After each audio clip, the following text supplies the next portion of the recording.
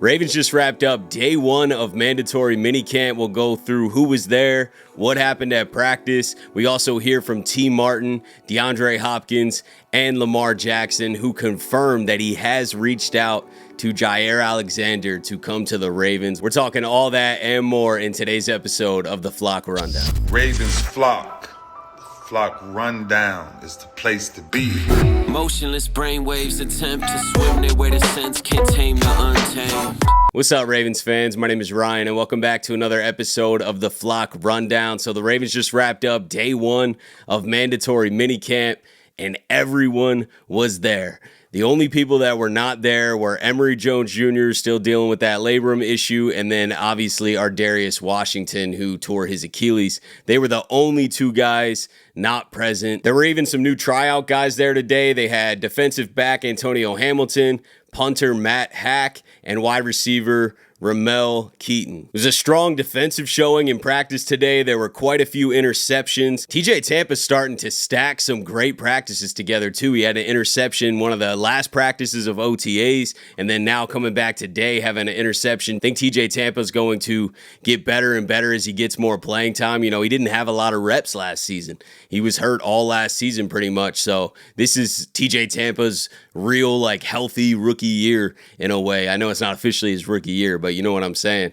And I really am high on TJ Tampa. I don't know if he'll start immediately. I think they might go with the veteran Awuzie, but I definitely could see TJ Tampa getting some early minutes, and then as the season goes, pushing for more and more playing time. Also, another strong day from cornerback Reuben Lowery. He continues to get interceptions as well. I mean, this is at least 3. It might be 4 interceptions going back to OTAs last week. Reuben Lowery has been the standout undrafted free agent. He seems to be shining more than even the depth corners that we drafted in the 6th round, like Kone and Longer Beam. You know, I'm hearing Reuben Lowery constantly. So shout out to Reuben Lowery, man. He's definitely doing everything he can to make this team at least early on. And then Trenton Simpson picked off Lamar Jackson today. Shout out Trenton Simpson, man. This is a major season for him. He's got all the opportunity in the world right in front of him to be the starting inside linebacker next to Roquan Smith.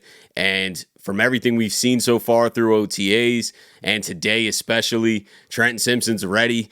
He looked good last offseason too and won the starting job. So, you know, it is still too early to be crowning somebody to be the starter. But I really do think Trenton Simpson wins this job. And I think Trenton Simpson plays light years better than he did last year, because you're only going to learn from all those mistakes last year. You know, this is not his first time doing this. Those growing pains will make you better. So I think we see a much better Trenton Simpson this year. Moving on to the kicking competition, Tyler Loop had another off day. He was 2 for 4. He missed a PAT and a 42-yard field goal. John Hoyland was 4 for 4 today. This is now 2 recent practices that Tyler Loop has struggled. It's still super early. I'd rather him be missing right now and working it out. You know, he's a rookie. He's definitely not going to be the best version of himself right away, but, you know, something to keep an eye on for sure. This could be our starting kicker, and he's missing some extra points. He's missing some very easy field goals. John Hoyland was perfect today. He's the guy that he's battling against, but he's had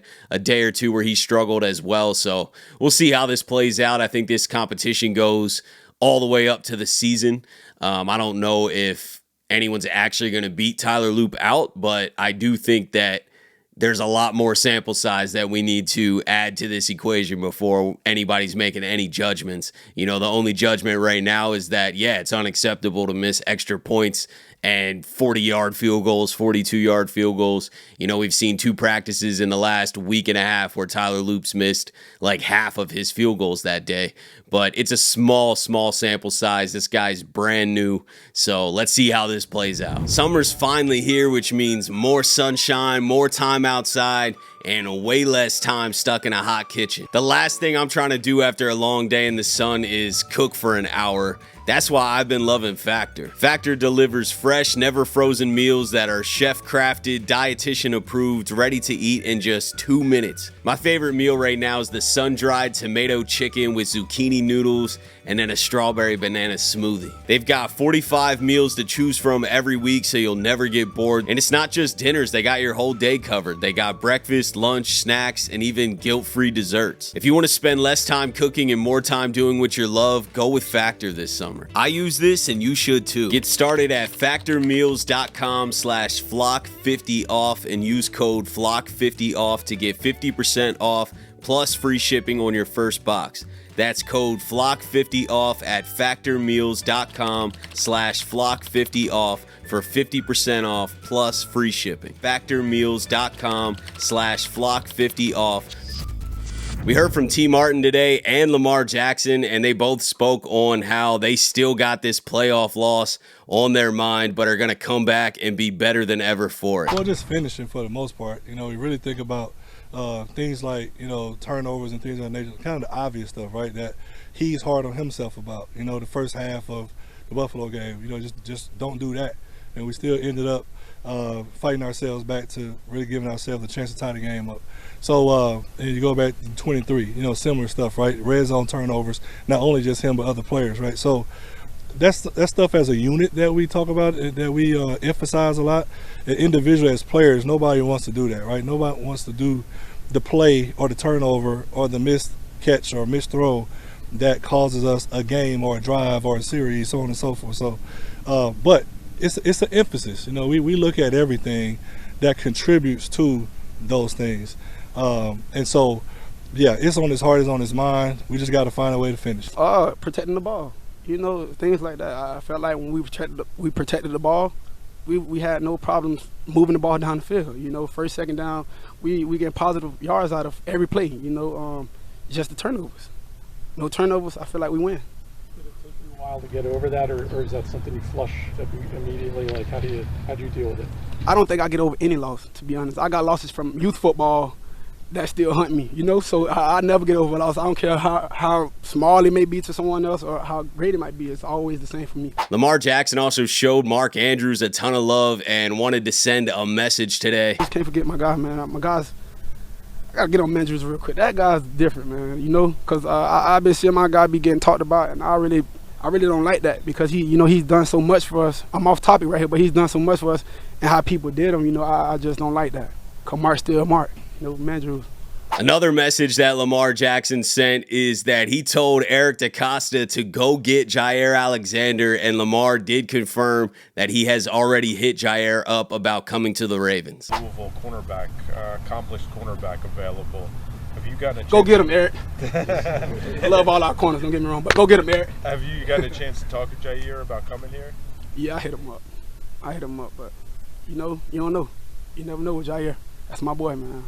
I made a video on this last week when Jaire got released, and it just makes too much sense, man. And Lamar Jackson's about to add a ton of fuel to the rumor mill and to, the talk of Jaire Alexander potentially coming to the Ravens. It really just does make a ton of sense. I knew we would probably never trade for him, but the fact that he's a free agent, the fact that the Packers are paying him a lot of money, the fact that we could use another corner opposite of Wiggins. I know we have a Awuzie in Tampa, but it's not, the end of the world to have another great corner to add to the mix, especially with a lot of those corners having injury concerns. I mean, Awuzie is coming off an injury. TJ Tampa's coming off an injury last year. Jaire Alexander's coming off an injury last year. So some may say, well, I don't want any more potentially injured guys, but what if you add so much depth that you can kind of afford one or two of those if anything happens to go down, and you still have so much depth there? You can never have too many corners, man. Now, Ozzy's always said that, and it's a fact. You can never have too many corners. That's one position that it's like if somebody's available at a Jaire Alexander, a talent, as long as it's not breaking the bank, which I don't know what the numbers are going to look like. If he's definitely just trying to maximize money value, then yeah, Baltimore might not work out. But with Lamar sitting there trying to recruit him, and just with Jaire being a free agent, he can pick where he goes. They can work the contract out however they want. With the Ravens still needing another option opposite of Wiggins, I just think it makes a lot of sense, but we'll see how it plays out. DeAndre Hopkins also spoke to the media today. He was speaking very highly of Lamar Jackson, said that he doesn't really think that he needs as much ramp-up time as he has in the past with a rookie quarterback or a quarterback that's not as established as Lamar Jackson. He thinks that they can gel pretty quickly. I don't think it's like a time frame. I think it differs. A guy like Lamar, who's a veteran quarterback, You know, he's played a lot of football. Myself, I play a lot of football, so you know we see things different. You know, but you know I've had rookie quarterbacks that took longer, so it differs. Man, I'm just gonna say that guy dope, man. He's different, man. I seen him. I threw him like a shallow today. He caught the ball so smooth, got up like I don't even think he put his other hand on the ground to get up. He just caught the ball and just saw it. I'm like, bro, that's some vet type stuff, like some super vet type stuff. You know, it's just dope to have him, man. I'm looking forward to throwing a lot of touchdowns to him this year. That's pretty much it from day one. We also have mandatory minicamp practice tomorrow.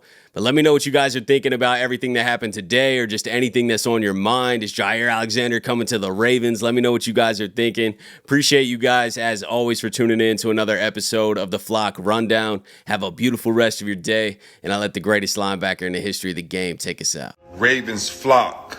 The flock rundown is the place to be. My man Ryan has been a lifelong Ravens fan since he was born. The flock rundown. Nothing gets better than waking up and wondering how high we can fly. Tune in. Motionless brainwaves attempt to swim their way to sense, can't tame the untamed.